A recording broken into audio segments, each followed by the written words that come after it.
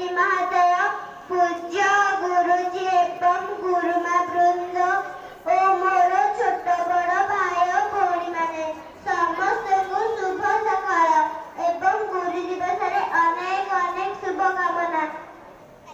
आमे प्रतिवर्ष सेप्टेम्बर मास 5 तारिखरे गुरु दिवस पालन करिथाउ। डॉक्टर सर्वपल्ली राधाकृष्ण जन्मदिन को मन पकाइबा आमे गुरु दिवस पालन करिथे।